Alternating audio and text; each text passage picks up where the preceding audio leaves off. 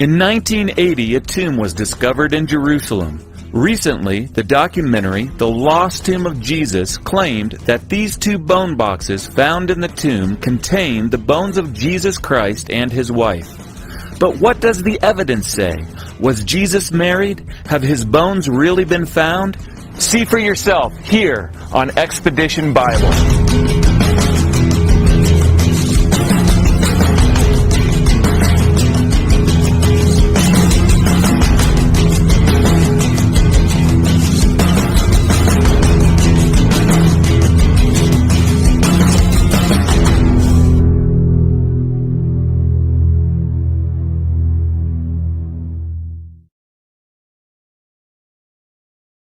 In our search for answers to this serious challenge against Christianity, the team traveled to Jerusalem, where we met with one of the tomb's original excavators, Dr. Shimon Gibson. Quite frequently people will say to me, well, have you heard about this tomb of Jesus, which has been found, and tell me, what do you think about it? Could it be the tomb of Jesus? And the first thing I say to people is, well, I actually excavated that tomb. And they sort of look at me in a very puzzled way, and they say, so is this then the tomb, the family tomb of Jesus? Was Jesus buried there? Have his bones been found?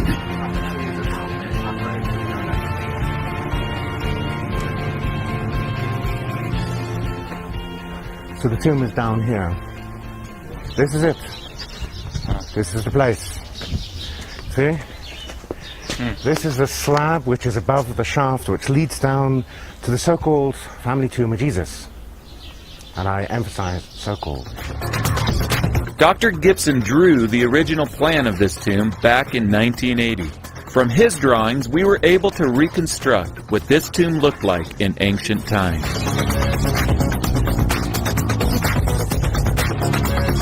This stone bench is where a body would have been laid out in burial.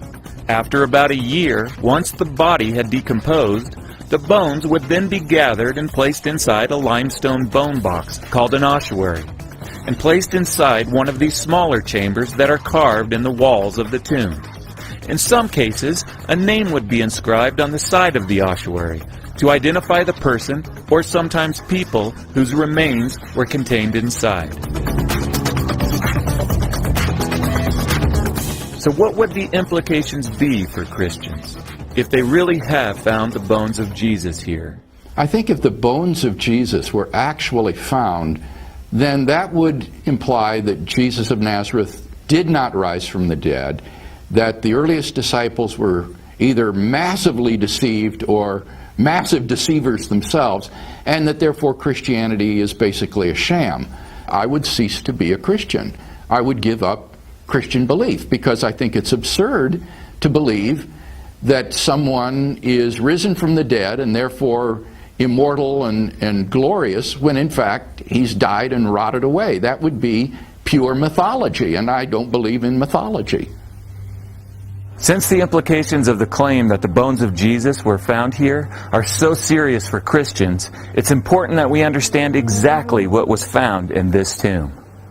Dr. Amos Kloner, who was in charge of the excavation of the Talpiot tomb, along with Dr. Gibson, take us back to their experience in 1980 when the tomb was first discovered.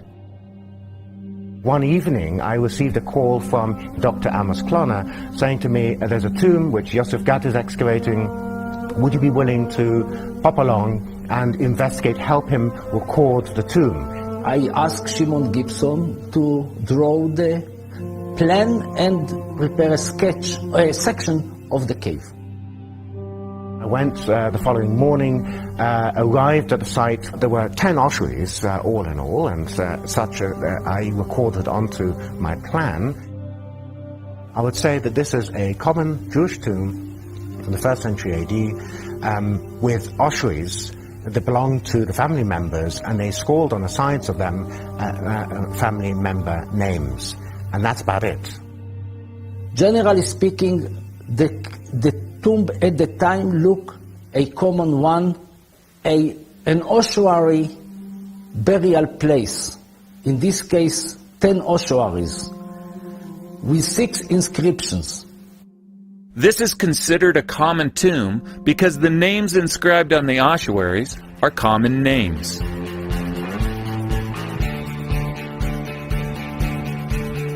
Epigrapher Dr. Stephen Fahn studies the inscriptions on the hundreds of ossuaries stored in this Israeli warehouse.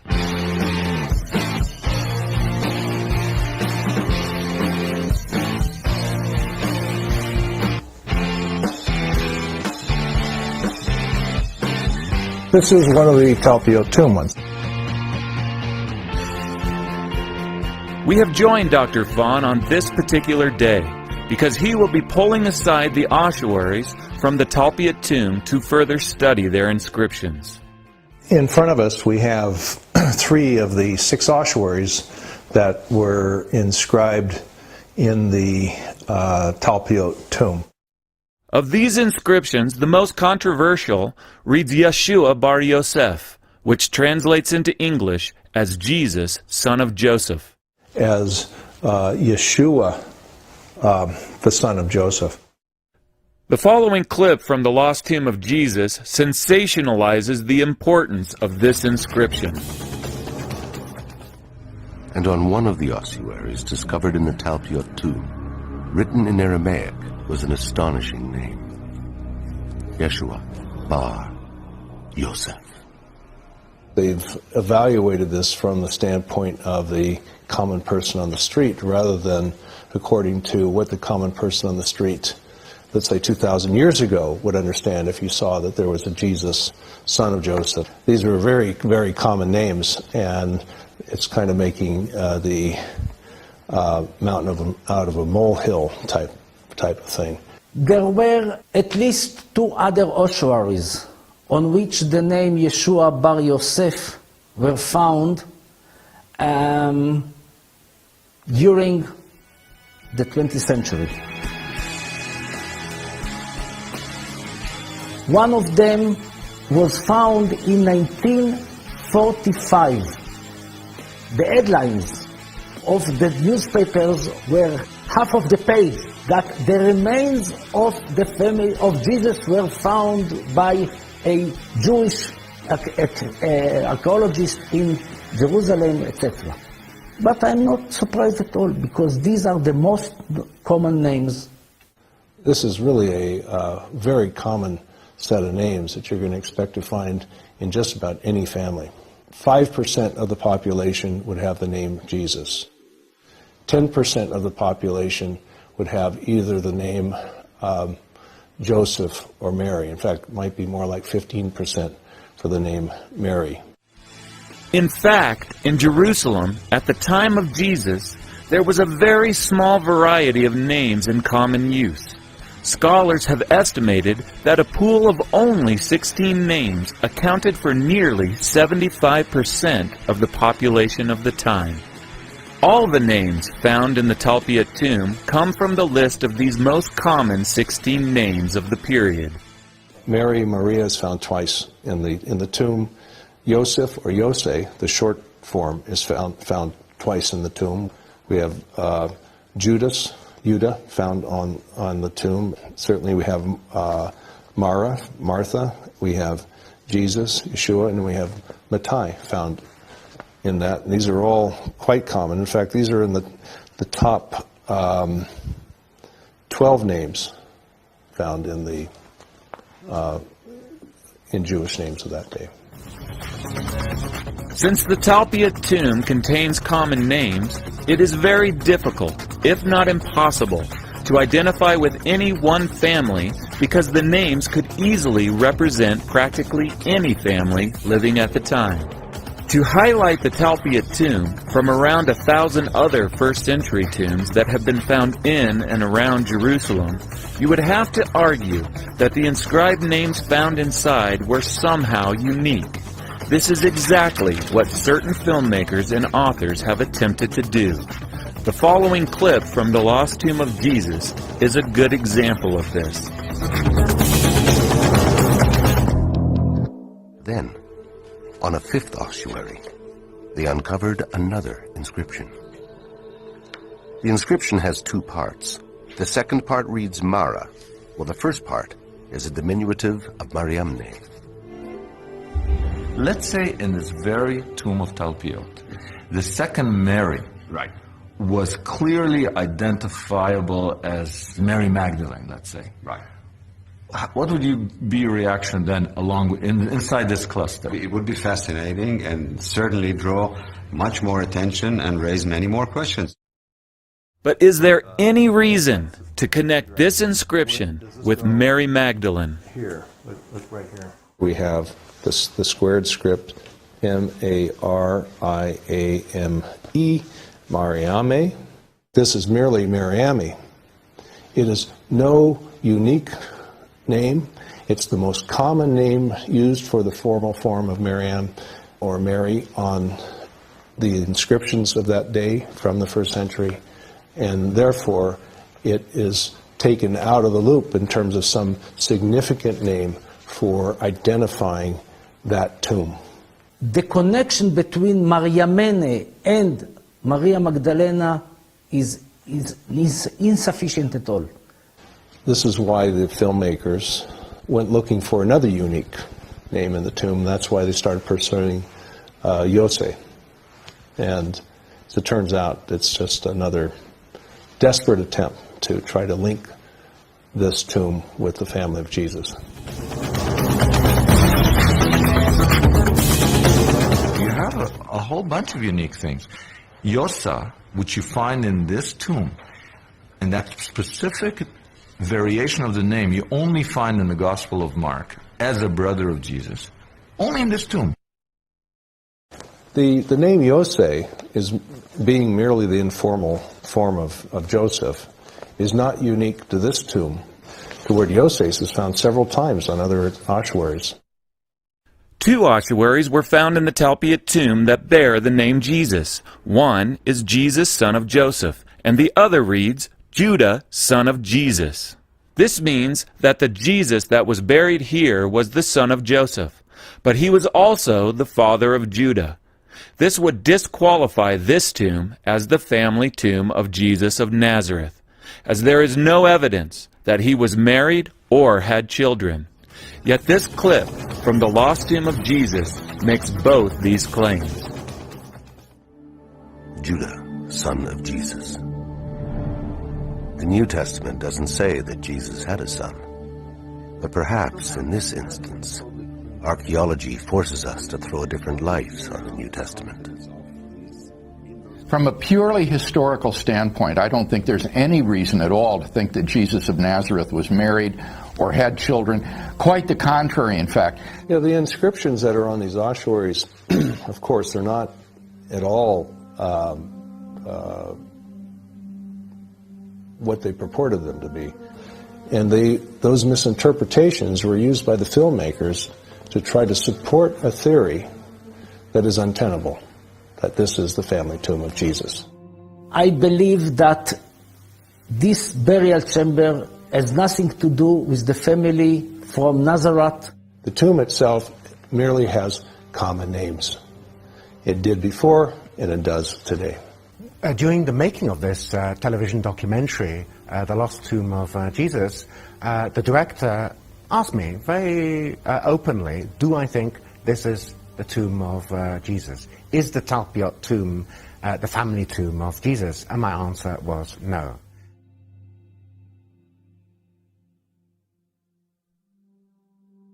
The filmmakers now utilize forensic archaeologist Stephen Cox to remove bone samples from 2 of the Talpiot tomb ossuaries. In the documentary, my expertise was used to collect material that was found in the ossuaries. Despite the scholarly conclusion that the ossuary inscribed Jesus, son of Joseph, has no connection with Jesus of Nazareth, the following clip from the lost tomb of Jesus heavily insinuates that it does.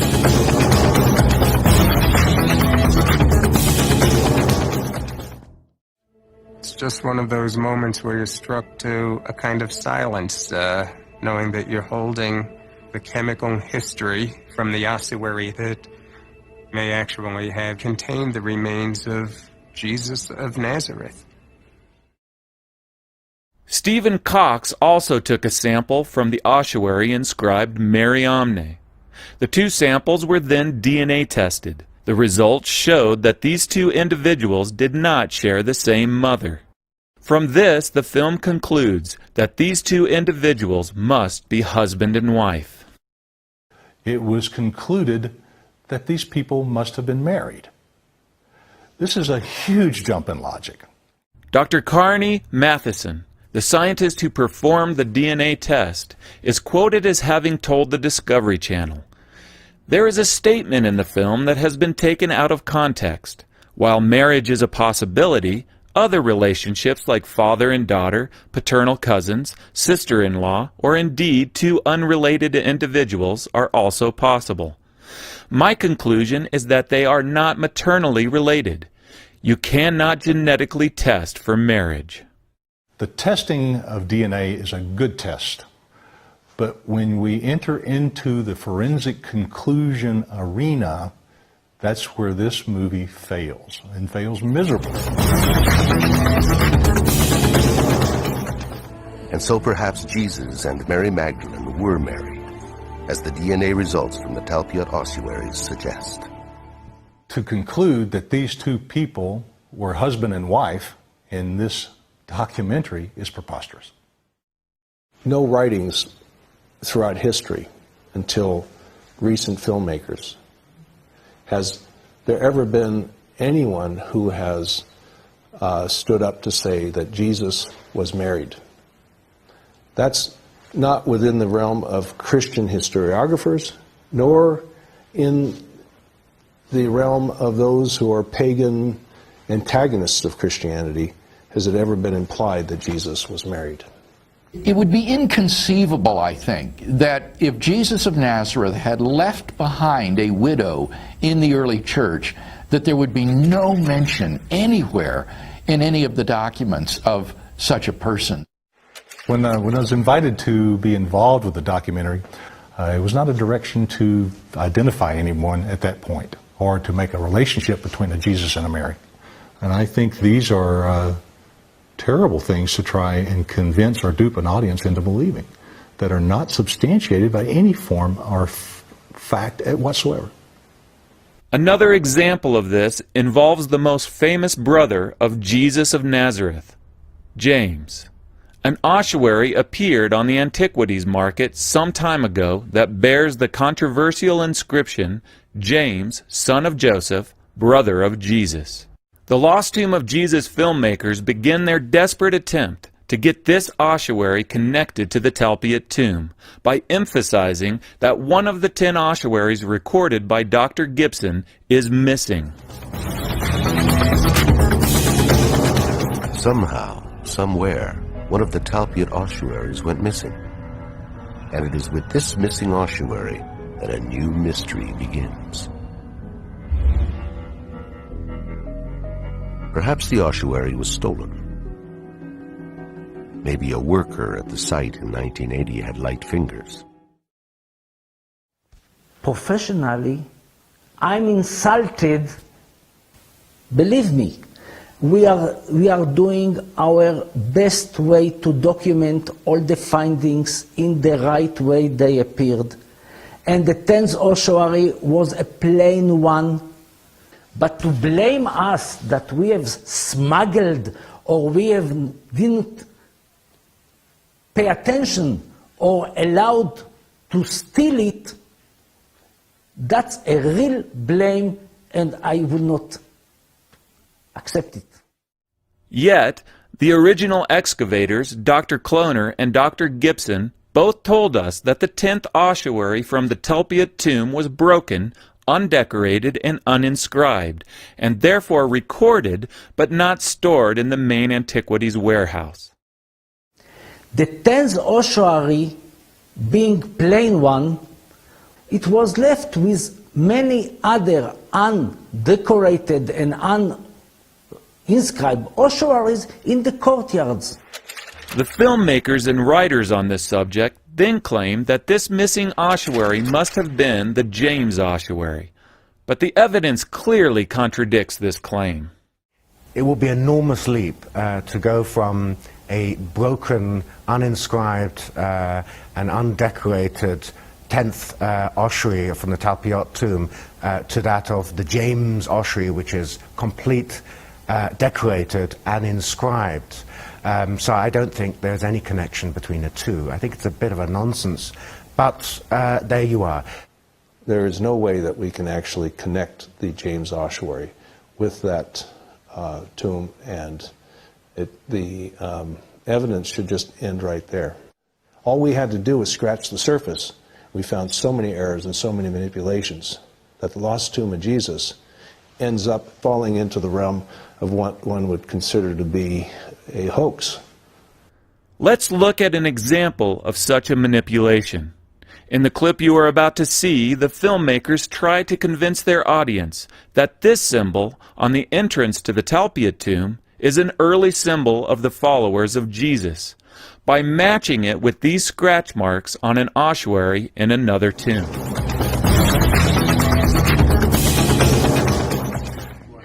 You're not going to believe it. I'm imagining it. Can you see? No, I see. It's a symbol from the tomb on an ossuary. This is incredible because the angle and the thing is identical. It's identical. And the dot inside. The dot is deliberately inside. The inverted V with a dot in the middle, a symbol from our tomb, right on the ossuary. Dot. There's dots all over the surface. So that dot is just a dot. Followers of Jesus. The other thing is that chevron, the upper triangle, is also on the lid. He doesn't show the lid. Directly connects it to what is. This is the same ossuary that was used to make this point in the Lost Tomb of Jesus documentary. In the Lost Tomb of Jesus, they're trying to convince the viewer that this is an early Christian symbol. The lid to this bone box or this ossuary is removed for the documentary, but when we put the lid that's next to it on, then we see very clearly that this is a mason's mark. There's a mason's mark on the box itself. There's a mason's mark on the stone lid to show how that lid is to fit onto the ossuary. Now, what does this mean? Why wasn't the lid there for the shooting? It was there for years. In this case, during the shooting, somehow the lid disappeared. Was it not necessary? Was it in the way? Was it perhaps going to lead some people to believe that this was simply a mark made by the masons, stonemasons, and certainly not by followers of Jesus? Here again, you can see which direction to put the lid. This is one on the side of the box. See this little cut here? It matches the one on top. And you can see here, in order to know that when you put the bones inside, with everybody standing around at that one-year ceremony, that this lid is actually going on the right direction. Because if it isn't, because it's actually cut by hand, the lid can fall down inside and break the bones. But you can see here that they've made this little chisel or a scratch zigzag up on the top to match the zigzag on the box itself, so you know which direction the lid should go on. This gets into the realm of journalism, in which if you have to modify the environment to make the case for something, it means that your case is very weak. To try to undermine science, undermine historiography, undermine religion without having their facts straight. Because that's obviously what happened in this case. I am not interested in arguing with the DVD. Okay. Because if I will have to relate to it and also to the book, I will use impolite words. Okay. It's not a joke at all. All of the scholars in the film, take each one of them, have retracted themselves from what they said earlier, or heavily modified what they said. And in most cases, they felt that they were manipulated into making certain statements and made to say something that helped to support a premise that they didn't even know lay behind the work of these filmmakers. You can take anybody and you can edit their words so that they can be seen to be supporting something they don't necessarily believe in.